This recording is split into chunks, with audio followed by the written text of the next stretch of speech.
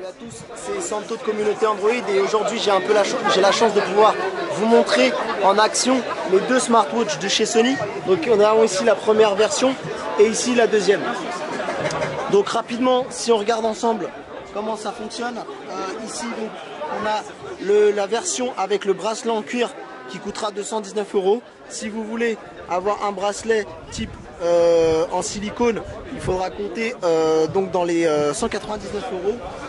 En gros, elle est résistante à l'eau par rapport aux autres, par rapport à la première version, pardon, robustesse à l'eau. Elle fonctionne en NFC pour l'appairage, or que celle-ci est uniquement Bluetooth. Elle fonctionne avec tous les smartphones.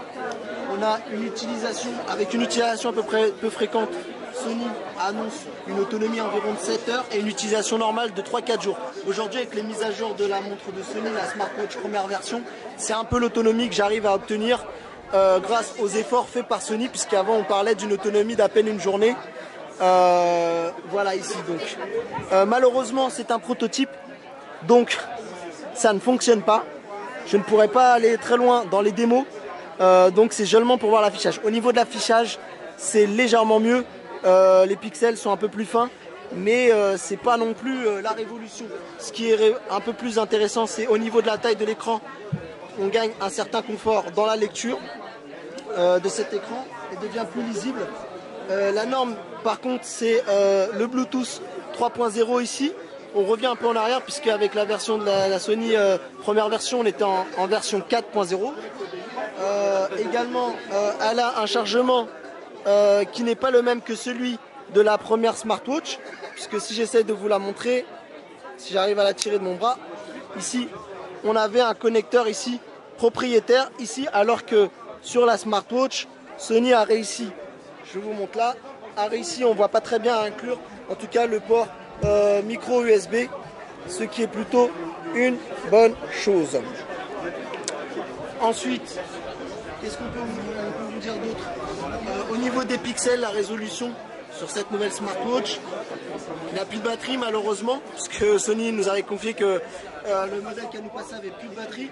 Bon, au niveau des pixels, c'est du 220 par 176.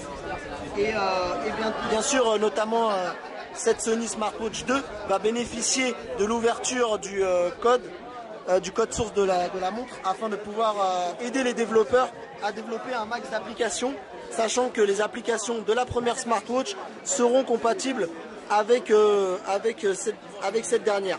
Reste à voir si le chemin inverse sera le même, puisque Sony parle également de quelques modifications.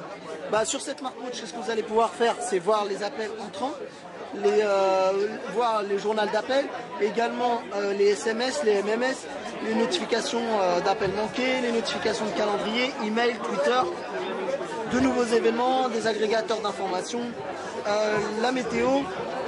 Vous allez pouvoir avoir également aussi une fonction qui vous permettra de faire sonner votre téléphone si vous l'avez perdu. Et donc voilà pour cette smartwatch au bras de l'autre. Donc on retrouve ici le bouton retour maison et menu, le bouton home, pardon, et avec la marque ici qu'on retrouve sur les mêmes. Donc voilà, le bracelet fait classe, mais fait également très fragile. On a peur de le frotter quelque part pour les rayures. Au niveau de la mise en place, j'ai un peu peur, comme on voit ici, ça se plie facilement, en espérant ne pas voir des rainures apparaître à l'utilisation quand on l'enlève et qu'on la remet. Mais du coup, voilà, cette montre est assez élégante quand on la regarde. Ici, le dos est en plastique, mais sur les côtés, on sent que ici, au niveau d'ici, les matériaux sont plus nobles, notamment également avec le bouton Power ici qu'on retrouve, qui est bien vraiment cette marque de fabrique de Sony. Donc voilà, c'était une rapide prise en main de la smartwatch S2 qui sera bientôt disponible.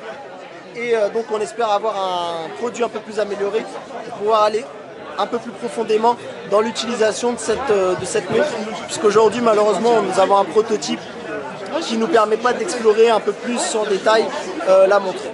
Donc voilà, c'était Santo de Communauté Android pour la vidéo de présentation de la Sony Smartwatch 2. Merci.